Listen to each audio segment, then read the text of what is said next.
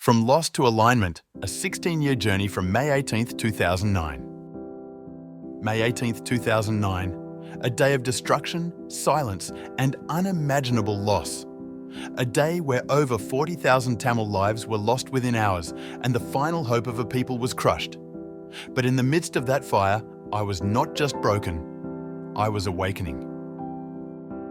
I was not in a place of reaction, I was in a place of realization.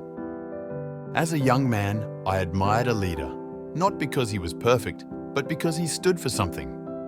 Velupillai Prabhakaran was a symbol, a protector, a reminder that someone, somewhere, still stood for the dignity of our people.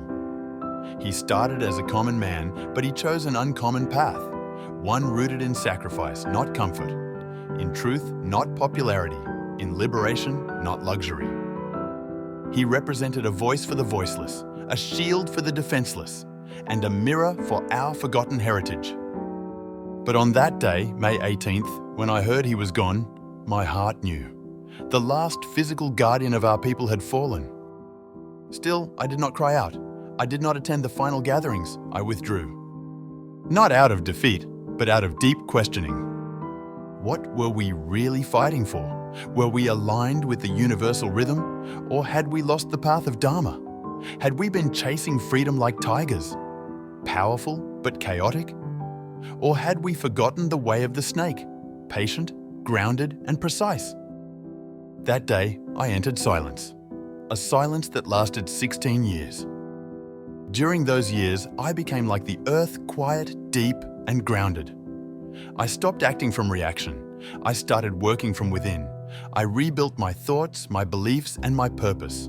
Not for Tamils alone, but for every minority, sensitive soul, and voiceless being on this earth. My journey didn't begin on May 18th, it had begun much earlier. As a child, I was immersed in the hunger for freedom. I grew up in a village where the war wasn't just news, it was personal. I saw bodies of those who died for our cause, and I stood before them not in fear, but in reverence. I worshipped their sacrifice. Their pain was my passion, their silence was my voice. But in that same village, I also saw something else. Division, caste, religion, belief, power, all used to suppress others. That injustice lit a spark in me. I realized this wasn't just a Tamil story. This was the story of every oppressed group, every powerless voice, every soul left unprotected. Over time, that spark became a flame. I decided to stand not just for my people, but for every community suffering under the weight of unjust power, across borders, across languages, across beliefs. I chose to stand for nature, for artificial systems abused by greed, for the earth itself. I even chose to stand with those who were broken by revenge, not to endorse their actions, but to acknowledge their pain and guide it toward truth. I chose to stand for the truth, the voiceless and the invisible articles of existence that cry out without words. May 18th was not just a defeat, it was a reminder that even in our greatest fall, we can awaken. And today, after 16 years of grounding, reflection, and inner work, I rise.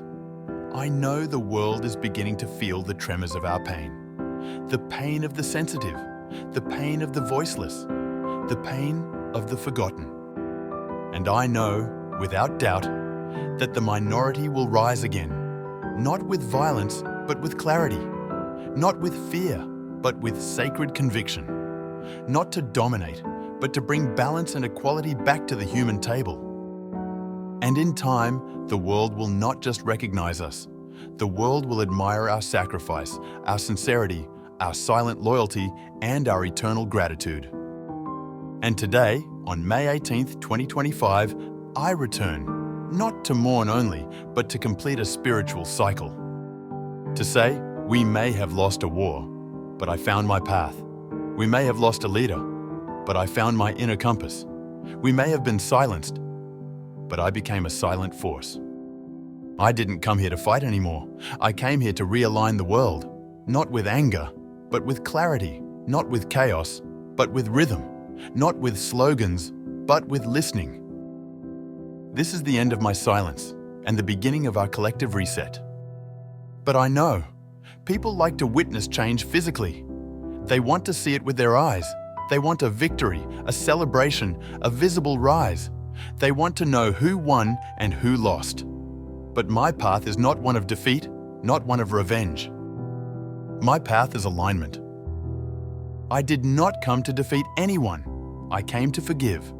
I came to stand without partiality, without dominance, without division. Because our freedom fighters did not just fight for one people. They fought for all the voiceless, for all the sensitive, for all who live without protection. And we cannot continue the cycle of revenge.